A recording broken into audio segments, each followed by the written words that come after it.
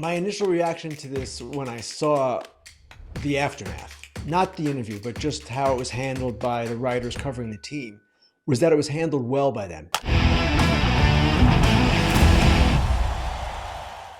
just hope that Ken sometimes feels bad for me. I don't know. Probably not, but FT Senior Insider Ken Rosenthal here. What? First time in Ken's life he hasn't had a collared shirt on. When he was born, he had the collared shirt on with the buttons. Like when Ken goes to sleep, he wears a collared shirt with buttons. This is the first time I've ever seen Ken Rosenthal not in a collared shirt with buttons. All right, Scott, here is the most predictable thing on this show today. AJ commenting on my attire. Now, I'm wearing a Baseballism t-shirt. Baseballism's a new sponsor of ours. We wore it on Fair Territory. So, AJ, there's your explanation. Would you like to see my slippers, my shoes, anything at all that might strike your fancy? Will your butler go get your slippers for you and put them on your feet while we watch? Scott, let's me and you talk.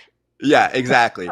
And before we get into the NL Central, I just want to ask you about the division as a whole. I will mention this because sometimes when we do these segments, there will be people in the YouTube comments who are like, oh, I don't like the AJ, Ken, back and forth, whatever. And then there's some, of course, that love it. I met a fan recently who actually said, and I met someone in person, so it's a real person, it's not a bot, that he loves it. He feels like it's, whatever. He had some comparison of some TV show, and he's like, I love the back and forth with AJ and Ken. Don't ever stop that. I was like, trust me, even if I asked, they wouldn't. So just wanted to throw that out there. And now let's get to biz. Do you want to power rank the NL Central, or at least give us your thoughts on where we're at? Because the Reds have been disappointed, like we covered, and the Cardinals are currently the team we're talking about because they're on a run. I'll power rank them. And you've got to go with the Brewers first. As of right now, I probably would put the Cardinals second because they're finally playing the way they thought they would play. Still like their rotation, the way it's going anyway. I had some questions going into the season. Then I'll go with the Cubs, and the Cubs certainly have the most potential of any of these teams.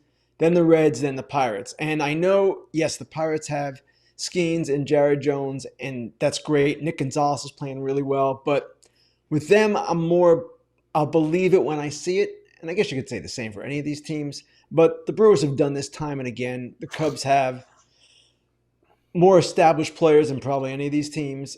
The Cardinals are the Cardinals. So I love the Pirates, what they're doing here, and I'd like to see more. But at the same time, I can't put them into that upper echelon of that division. Is the heat off Ollie Marmol? Is it because Yadier Molina and Skip Schumacher are still hanging out there? Is the heat off Marmol, or is this a full 162 games, playoffs or no playoffs, evaluation for him this year? It's always a 162-game evaluation. And just because they're playing better, Eric, doesn't eliminate what they did the first, 5 weeks of the season. So managers who are in tenuous positions, and I would think that's fair to say about Ollie Marmol, they're always going to be under scrutiny. And that's the nature of it, even for the best managers. So we'll see what happens at the end of the season. But the fact that they're playing better kind of eases the tension around this club in general. And that's something that needed to happen. What about Mozeliak? He's also been taking some serious heat, Ken. Is if them finishing over 500 and having this push and maybe getting to the postseason, does that take the heat off of him? Because he's also taken a lot the last couple of years. If anything, he's the one under more scrutiny because, yes, he's the president of baseball operations. Now, we can talk about heat all we want. The only heat that matters is the heat that comes from the owner. And the owner, Bill DeWitt, to this point, has been nothing but supportive of John Mozeliak. Now, if they finish in a bad way, whether it's below 500, whether it's fourth or fifth place, however you want to describe it, whether it's simply out of the playoffs, yes, they are going to have to take a hard look at where they're at. But for now, they're sort of playing better again. Mason Wynn looks like one of the better young players in the league. It's intriguing to me what they might be. I'm not convinced yet. They've got to play better for a much longer period, but they still have a number of players, veteran players, who understand what it takes to get there, and that should be something of a difference maker for them. I want a little behind the scenes with the interviewman that you are, Ken, because we've had some umpire. We have a segment, the Ump Show, probably 4 out of 5 days on Foul Territory here, and it just seems like it always comes back to we don't have access to the umpires. How much access we want, I don't know. But with the calls that have been made and the ejections and, the vagueness, have you, person who has more access to pretty much anybody in baseball, ever gotten enough access to umpires or comments that you're satisfied with? Or is this something that MLB just constantly is like, nope, not even Ken Rosenthal?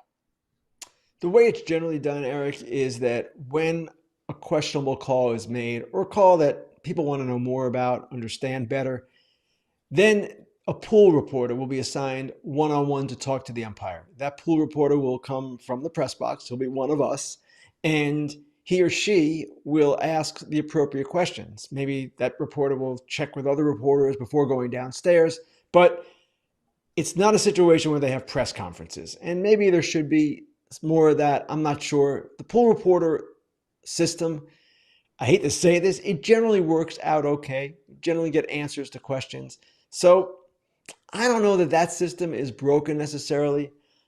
The bigger question when it comes to umpires, from a fan's perspective, the way I see it is they want more accountability with their job performance. That was the whole question with Angel, right? Hey, this guy routinely screws up big. Why isn't he held accountable? That, to me, is the bigger issue than media access. There is media access. It's maybe not ideal. Maybe a press conference setting would be more appropriate. The players certainly have to face that kind of scrutiny. But at the same time, this is the system that the league and umpires have agreed upon, and we don't have a whole lot of say in it. True.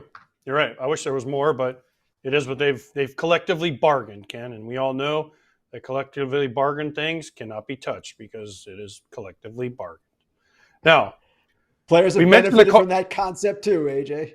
I'm not complaining. I'm just saying that certain people have more collectively bargained rights than others. But let me ask this. We just talked about the Cardinals, right, and how they've made it back to 500. One of the teams we kept saying, hey, they got to get to 500 is the Astros.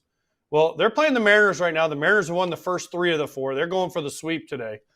If the Mariners win today, is this the nail in the Astros' coffin? Are they done? They beat Verlander. Obviously, Christian Javier's down. Framber struggled. Arrighetti goes today. So could this be the nail in the Astros' coffin that all these fans are like, oh, it's a great day when the Astros lose? Could this be it? We see the end of the Astros dynasty? I don't know. I certainly think they have the ability to compete for at least a wild card. And they've come back a little bit, played better.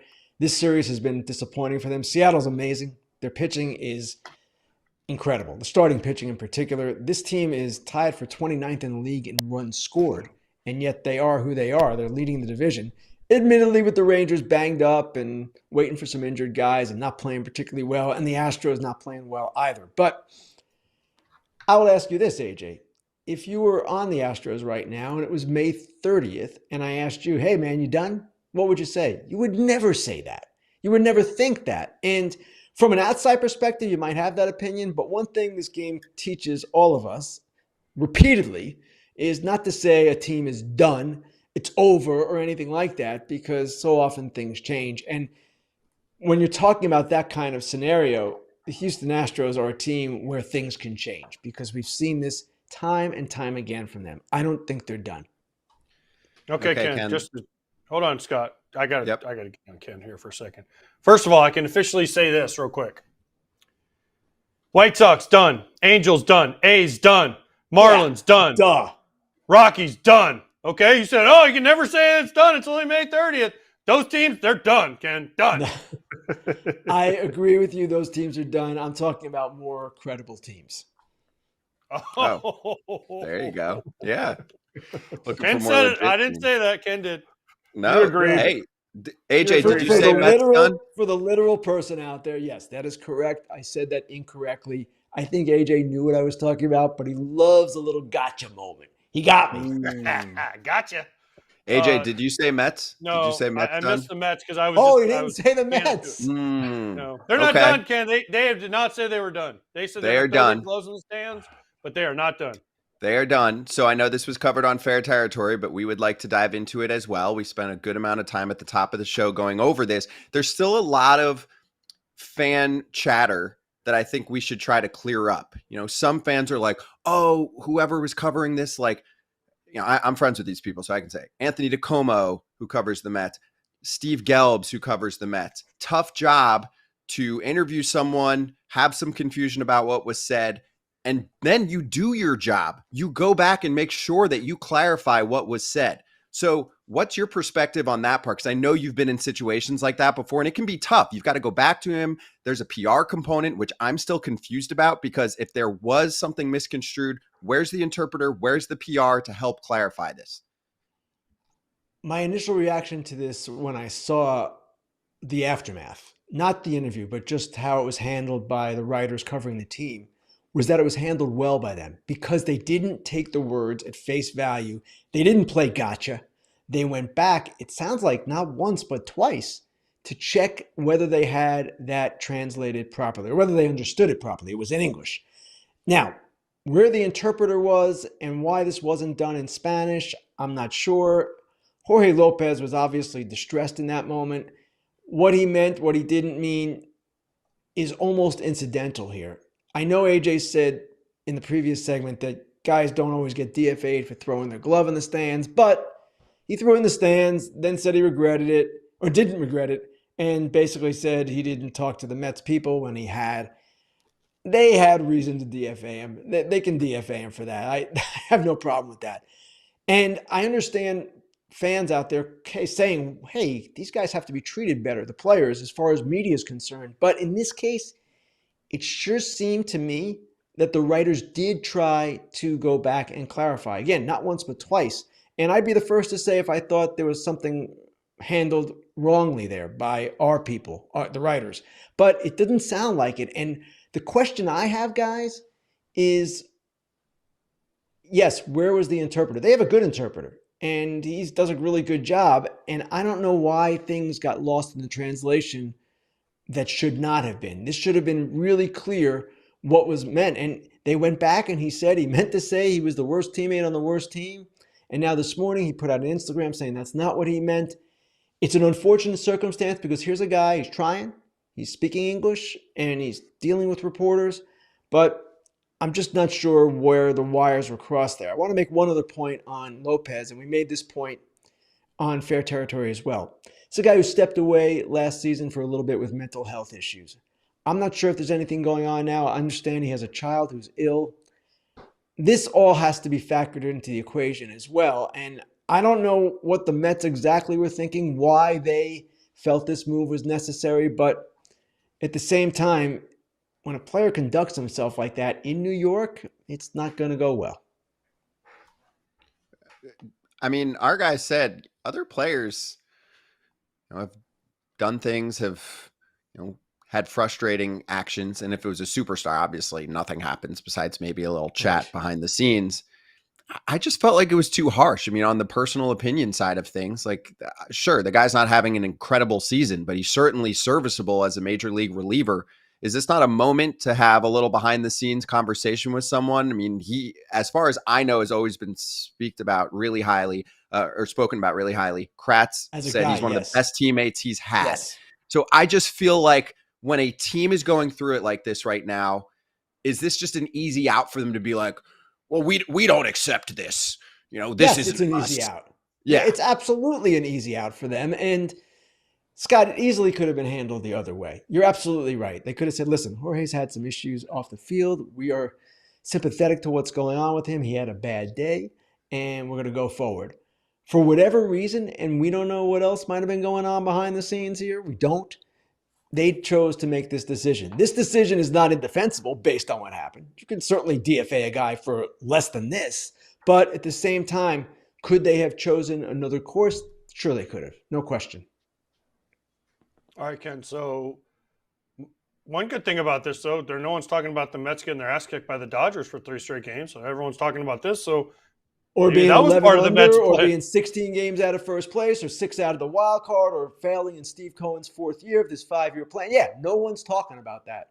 Well, they're talking about it. Yeah, but no, it's all of a sudden, no, if you throw your glove in the stands, you can't be a Met. So I get it. Listen, it works. No, that's I understand what a you're saying, AJ. And that's probably part of this. And you guys know this too. I don't know that either of you played for a New York team. Oh, Eric, you played for the Yankees, right? Okay. Yep. So Yep. it's a little bit of a different animal there. There is more media. The teams, at least the Mets at times, can be reactive to what's going on in the media, and this factors into it. So that is part of the equation here. If it's Kansas City or Cleveland or any smaller market, even LA, a different kind of market, maybe this doesn't happen the way it did or doesn't unfold in the fashion that it did. I've got one more follow here on the Mets before you jump. How do we see this playing out? I mean this in two ways. Number one, they're likely not making the playoffs. I think Steve Cohen is visibly pissed even from his tweets, and I would think that they're going to sell as many pieces as they can at the trade deadline. Ones that make sense, not guys that are locked up long-term or, necessarily some core player. It's not like they're trading Lindor, but you know what I'm saying? Could they be, again, just like last year, a team that trades off anything that they can that's worth trading off on the short term? That's one. And then two, how does that play out into the next offseason? I know we're going way ahead here, but for me, I think the Mets are going to make 4 or 5 trades of major players on their team that are on 1 or 2 years left in their deal. And I think they're going to go nuts in the offseason because this is part of their 2-year plan from last year that they told Verlander and Scherzer. Okay, there's a lot to unpack here. As for the deadline, I hate to hedge my bets and not say they're done to satisfy AJ, who's like a tabloid guy now, but there are 2 months left. They're going to let this play out. The way it's trending right now, guys, there's no question they would be a seller. No question. And if they feel like even if they play better, but they're really not going to be at the end of the season where they want to be, they can still sell. So odds are that happens. And yes, they will trade Alonso in that scenario. They will trade a number of their other players, Severino, all the guys on shorter terms, for sure. That might make the most sense for them as we look at this going forward, but we have to give them, at least mentally, the idea or the chance to come back. Maybe they play a little bit better the next month. They played pretty well the first month. So that's possible. Now, this offseason is really interesting because the anticipation is that they're going to go hard after Juan Soto, and I would expect that that's going to be the case. My question is, one, is Juan Soto enough? This team has multiple issues. And two, is Juan Soto going to want to walk into Citi Field and play for this team when he might have an equal or better offer from another team, mainly the team he is with now? That, to me, is something of a problem for the Mets. One, they need more than Juan Soto. And two, all things being equal, why would he go there? They have not shown a track record of success of late. It's in fact been something of a messy situation for several years now. So I don't know where this goes. And there's been talk about their core. Alonso, Lindor, McNeil, Diaz to some extent. But really the position guys are who we're talking about. That core has not been all that productive. I forgot Nimmo in that equation. That's been a disappointing group. And if that's the case, if this is not the group going forward that you're going to win with, well, then where are you? And then does that plan that you told Verlander and Scherzer about, all out in 25, does it really come to fruition the way you want? Or do you have to delay it even more and kind of try to retool on the fly? All right, Ken. So yes, I'm going to London next week. So yes, you know where tabloid started? In London. So I'm very heavy tabloid right now. But before we go, tabloid question for you. Who's more reactive? You said the New York teams, Mets or Yankees? Mets. Okay. That's what I figured you were going to say. That's been, the Yankees, I mean, Brian Cashman, of all the general managers in baseball, might be the fiercest individualist who pays, I wouldn't say no attention to the media. I wouldn't even say the least attention, but he does what he's going to do. He's not worried. Now, Stearns will be like that too. I don't have any question about that, but ownership in the past, especially the Wilpons, were very media conscious. Steve Cohen might not be as media conscious, but certainly as a franchise, as an organization, they're not unaware of what's going on. Whereas the Yankees, especially in Cashman's case, you've seen him over the years. He'll do his thing and defy whoever he needs to defy.